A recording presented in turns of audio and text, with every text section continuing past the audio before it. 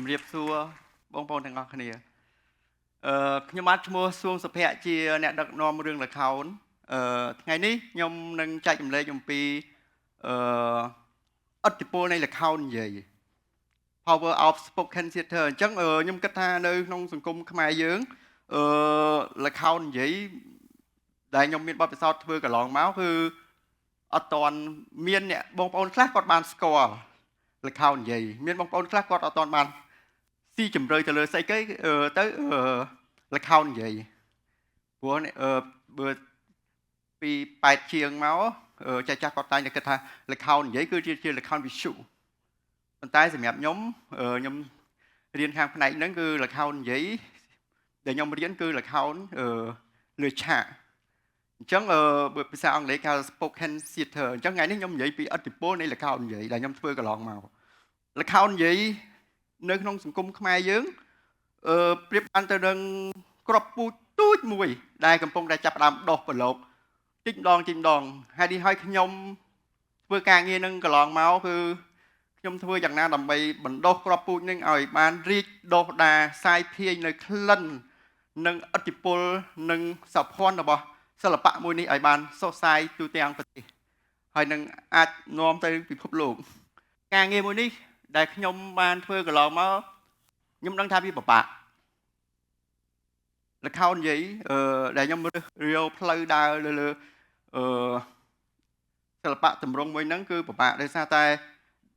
គ្មានអ្នកគ្រប់គ្រងគ្មានធនធានគ្មានកន្លែងទៅសម្ដែងច្រើនដែលខ្ញុំជួបប្រទេសកន្លងមកខ្ញុំធ្វើដូចជាជិតចូល15ឆ្នាំមកដល់ឥឡូវថ្ងៃហ្នឹងគឺខ្ញុំឲ្យខ្ញុំធ្វើល្ខោននិយាយគឺខ្ញុំជួបបញ្ហាច្រើននៅស្រុកយើងតាំងពីយើងបើតាមខ្ញុំចូលរៀននៅសាលាវិចិត្រសិល្បៈRUFA គឺតាំងពីយើងមានគ្រូយើងមានរោងយើងមានធនធានច្រើនគ្រប់ផ្នែកទាំងអស់មកដល់រងហើយហ្នឹងគឺបាត់តិចម្ដងទៅអញ្ចឹងបានន័យថារងថ្ងៃគឺប្រឈមនឹងការបាត់បង់នឹងទម្រង់ល្ខោនមួយហ្នឹងហើយហេតុអីបានខ្ញុំនៅតែបន្តការងារនឹងមួយហ្នឹងគឺដោយសារតែមានរឿងមួយដែលឲ្យខ្ញុំនឹងបន្តមកធ្វើដល់រងថ្ងៃផ្លាស់ប្ដូរជីវិតរបស់ខ្ញុំហើយឲ្យខ្ញុំយល់កាន់តែច្បាស់អំពីល្ខោននិយាយពីទម្រង់មួយនេះអញ្ចឹងរឿងហ្នឹងគឺរឿងងងឹតទាំងកណ្ដាលថ្ងៃជារឿងមួយដែលខ្ញុំនៅក្នុងឆ្នាំ2008ខ្ញុំនៅអង្គការមួយហើយខ្ញុំបានធ្វើរឿងដំបូងរបស់ខ្ញុំរឿងហ្នឹងគឺនិយាយអំពីក្មេងនៅរើសសម្រាមនៅគំនរសម្រាមស្ទឹងមានជ័យជាក្មេងដែលមិនតែក្មេងទេតែមនុស្សចាស់ក៏មានដែរទៅរើសសម្រាមនៅគំនរសម្រាមហើយខ្ញុំចុះទៅសរសេររឿងហ្នឹងហើយនៅក្នុងខ្ញុំចូលរួមនៅក្នុងកម្មវិធីគេហៅមហោស្រពល្ខោនអន្តរជាតិនៅភ្នំពេញ2008យើងធ្វើនៅមហោស្រពចេនឡាអញ្ចឹងរឿងហ្នឹងបានធ្វើឲ្យខ្ញុំនឹងបានយល់កាន់តែច្បាស់អំពីអត្ថន័យនៃល្ខោននិយាយបានផ្លាស់ប្ដូរជីវិតរបស់ខ្ញុំធ្វើរហូតដល់ថ្ងៃគឺដោយសារតែរឿងមួយនឹងដែលធ្វើឲ្យរឿងនេះបានឆ្លុះបញ្ចាំងពីទស្សនវិជ្ជាសង្គមជាក់ស្ដែងជាពិសេសដូចក្មេងដែលរស់នៅក្នុងគំនរសម្រាមស្ទឹងមានជ័យដែលស្ទឹងថា15ឆ្នាំមុនហ្នឹងគឺស្ទឹងនៅក្នុងកណ្ដាលក្រុងភ្នំពេញតែបានអត់មានអ្នកណាគេដឹងថាក្មេងដែលរស់នៅលើគំនរសម្រាមពិបាកប៉ុណ្ណាហើយគិតថាកន្លែងនោះគឺជាកន្លែង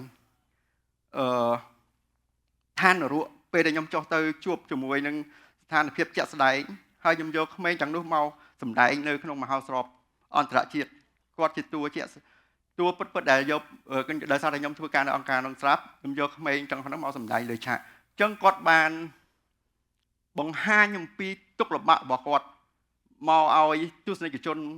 មើលដឹងថាពួកគាត់ត្រូវការអ្នកទាំងអស់គ្នាដឹងរឿងរបស់គាត់បាទអញ្ចឹងរឿងហ្នឹងគឺបានបន្តឲ្យខ្ញុំធ្វើល្ខោនរហូតដល់ថ្ងៃ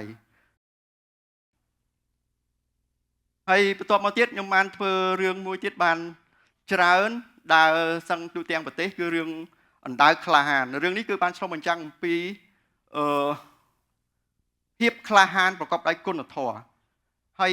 ចេះជួយគ្នាដោយមិនគិតថាអ្នកនេះសាច់ឈាមអ្នកនោះពួកម៉ាក់អ្នកនេះអ្នកនោះគឺយើងមិនពេលដែលយើងឃើញមនុស្សម្នាក់ជួបគ្រោះយើងត្រូវតែជួយមិនគិតថានឹងជាសាច់ឈាមរបស់យើងជាមិត្តភក្តិរបស់យើងគឺយើងត្រូវតែជួយក្នុងរឿងហ្នឹងគឺយើងបានដើរលេងទូទាំងប្រទេសហើយយើងលេងនៅក្នុងថ្នាក់រៀន បានបើខ្ញុំគិតទៅថាចូលពាន់ show ហើយ target audience ច្រើនបាទខ្ញុំលេង4ឆ្នាំសម្រាប់រឿងហ្នឹងហើយធ្វើម៉េចដើម្បីទប់ស្កាត់កុំឲ្យរបបខ្មែរក្រហមកើតឡើងម្ដងទៀតជាការឆ្លុះបញ្ចាំងពីរឿងហ្នឹងហើយយើងលេងមុនកូវីដដល់ពេលកូវីដទៅបានឈប់ហើយរឿងនេះរឿងផ្ទះកាត់ស្ថានអញ្ចឹងបានន័យថាល្ខោននិយាយគឺបានឆ្លុះបញ្ចាំងពីទស្សនវិជ្ជាក្នុងសង្គមយើងមើលឃើញបញ្ហាក្នុងសង្គមយើងយកមកលេងយើងខ្ញុំស្វែងរកអ្នកសរសេរដើម្បីនិយាយពីបញ្ហាសង្គមកើតឡើងរាល់ថ្ងៃហ្នឹងដូចជារឿងផ្ទះកាត់ស្ថាននេះគឺយើងឃើញពីបញ្ហាសង្គមរាល់ថ្ងៃហ្នឹងជាពិសេសរឿងនេះគឺនៅពេលកូវីដយើងឃើញក្នុងសង្គមគ្រួសារមួយគាត់មានបញ្ហាគាត់អត់បានអង្គុយជាមួយគ្នាគាត់អត់បានជជែកគ្នាដោះស្រាយបញ្ហាក្នុងគ្រួសាររបស់គាត់ទេគាត់តែងតែឪពុកទៅផ្សឹងម្ដាយទៅផ្សេងកូនបង្ហាញអំពីទុកកង្វល់ខ្លួនឯងនៅក្នុង social media គាត់ប្រាប់ទៅលើ social media ប៉ុន្តែសត្វដែលរស់នៅជាមួយនឹងមានឆ្កែមានគោមានមាន់គាត់ឃើញពីបញ្ហារបស់មនុស្ស lost connection គាត់អត់បានភ្ជាប់គ្នាអញ្ចឹងសត្វគាត់ជាអ្នកឃើញបញ្ហារបស់មនុស្សសត្វរកវិធីដោះស្រាយពីបញ្ហារបស់មនុស្សនេះជា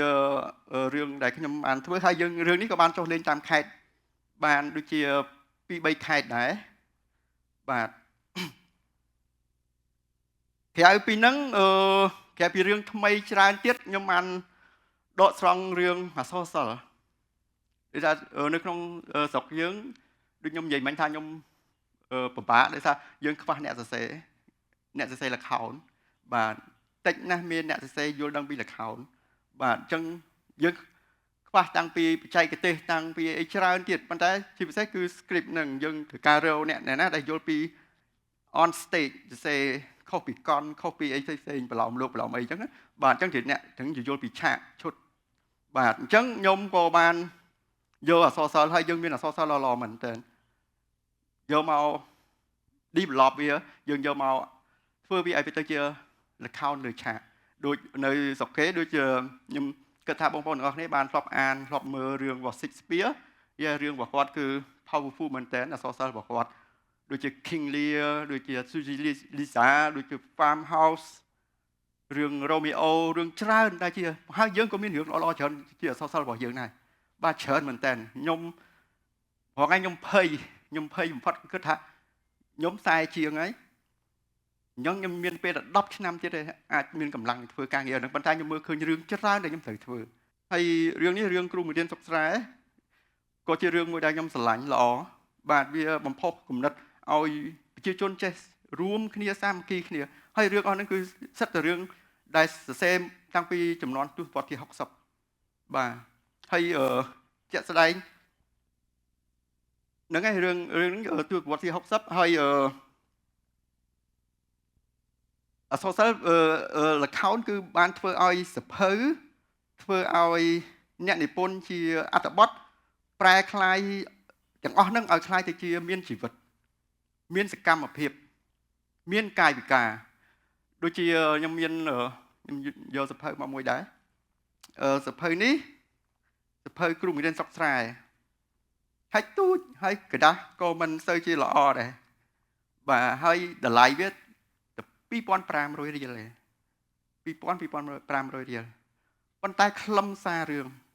ខ្ញុំស្រឡាញ់ណាស់បាទហើយខ្ញុំធ្លាប់លេងបាន2 show ដែរនៅសាលាប្រាំងបាទអញ្ចឹងល្ខោននិយាយគឺវាមានឥទ្ធិពលណាយកសាច់រឿងពីសភៅដែរគេថាអ្នកនិពន្ធយើងចំនួនតាំងពីរឿងប្រវត្តិសាស្ត្ររឿងអីបើសិនជាយើងមានគ្នាយើងមានអ្នកបកកាយសរសេរ script យើងយកសាច់រឿងអស់ហ្នឹងយកមកឲ្យមានជីវិតរស់នៅក្នុងសម័យនេះបន្តទៅសម័យមុខទៀតដើម្បីឲ្យកូនចៅរបស់យើងបានយល់បានវាងាយស្រួលក្នុងការយល់ខ្លាំងមែនតើល្ខោននិយាយបាទបើយើងអានសភៅពេលខ្លះក៏អាចឃើញសភៅក៏អត់ចង់អានដែរតែពេលដែលយើងធ្វើជាល្ខោននិយាយគឺវា power នេះសម្រាប់ខ្ញុំអ្នកដឹករឿងខ្ញុំអានហើយខ្ញុំគិតថាសិតតែរឿងដែលខ្ញុំស្រឡាញ់ហើយល្ខោននិងសិល្បៈមិនត្រឹមតែជាការអប់រំហើយនឹងកម្សាន្តទេការងារមួយនេះគឺមានឱកាសឲ្យប្រជាជនឲ្យយុវជនបានរៀនច្រើនពីការងារមួយហ្នឹង បាទដូចជា lighting design sound design stage design costume design set design marketing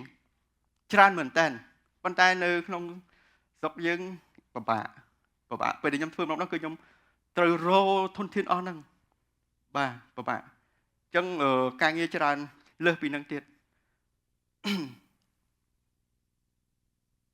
ហើយយើងដឹងហើយពិភពលោករាល់ថ្ងៃហ្នឹងគឺដឹងពីសារៈសំខាន់របស់សិល្បៈដឹងណាហើយសម័យប៉ុលពតក៏ដឹងដែរពីសារៈសំខាន់របស់សិល្បៈអញ្ចឹងបានប៉ុលពតគាត់បានព្យាយាមយកអ្នកសិល្បករទៅសម្លាប់ព្រោះទុកអត់បានទេបាទហើយចុះឥឡូវយើងមើលសង្គមយើងរាល់ថ្ងៃវិញយើងមើលឃើញយុវជនរបស់យើងមើលរំលងការងារមួយនឹងហើយវិស័យមួយនឹងអ្វីដែលខ្ញុំមើលឃើញបាទខ្ញុំមានអារម្មណ៍ថាខ្ញុំធ្វើការងារហ្នឹងខ្ញុំមានអារម្មណ៍ថាខ្ញុំឯកោម្នាក់ឯងហើយនៅឆ្នាំ2022កូវីដហើយខ្ញុំមានមិត្តភ័ក្ដិខ្ញុំម្នាក់គាត់នៅសិង្ហបុរីគាត់ជាTheater Festival Director នៅសិង្ហបុរីគាត់បាន message មកខ្ញុំគាត់សួរថាសុភ័ក្រអ្នកឯងអាច hosting Asian Youth Theater នៅ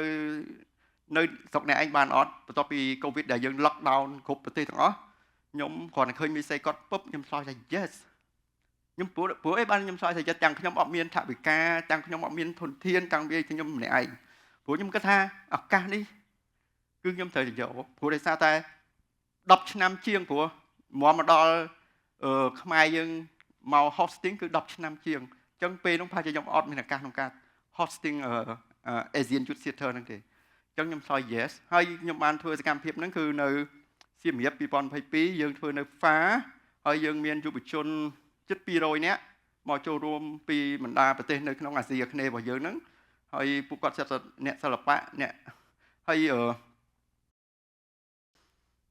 14ប្រទេសចូលរួមយើងនាំគេមកនៅធ្វើនៅសៀមរាបហើយយើងបានឲ្យពួកគេស្គាល់ពីវប្បធម៌របស់យើងនាំពួកគេទៅប្រដាក់ឲ្យគេស្គាល់ពី home stay ឲ្យគេស្គាល់ពីថាអូនៅប្រដាក់មានអីខ្លះយើងចង់ផ្សព្វផ្សាយពីទេសចរឲ្យគេពីវប្បធម៌ពីទេសចរការរស់នៅរបស់ប្រជាជនយើងឲ្យគេស្គាល់បាទហើយកម្មវិធី Asian Youth Theater ហ្នឹងដែរគឺយើងធ្វើរាល់ឆ្នាំនេះធ្វើនៅឈៀងម៉ៃឆ្នាំទៅនៅហ្វីលីពីនអញ្ចឹងខ្ញុំផ្ទាល់គឺខ្ញុំនាំសិល្បៈដូចជាគេដូចជាអីឆ្នាំនេះគឺខ្ញុំត្រៀមនាំសិល្បៈរបស់យើងទៅចូលរួមគ្រប់រាល់ឆ្នាំដើម្បីផ្លាស់ប្ដូរសិល្បៈដើម្បីផ្លាស់ប្ដូរវប្បធម៌ហើយនឹងបង្ហាញពីឥទ្ធិពលរបស់ល្ខោនហើយខ្ញុំធ្វើកន្លងមកតែងតែភ្ជាប់ជាមួយនឹងសិល្បៈជាមួយនឹងពុទ្ធសាសនាជាពិសេសលបងបានជួយតែលបងតែងតែជួយគ្រប់គ្រងទាំងផ្លូវចិត្តទាំងផ្លូវកាយទាំងថវិកាដើម្បីឲ្យតែធ្វើលបងតែសួរថាមានលុយអត់គ្រប់គ្រាន់អត់បាទហើយចង់ឲ្យយុវជនទាំងអស់បានដឹងថាការងារមួយគឺយើងត្រូវតែមានបញ្ហាផ្លូវចិត្តឲ្យសន្តិភាពផ្លូវចិត្តហើយយើងធ្វើសិល្បៈទៅឲ្យមានឲ្យវាចេញទៅឲ្យប្រកបដោយគុណធម៌សិលធម៌អ្វីដែលខ្ញុំនេះកន្លងមកអស់បាទ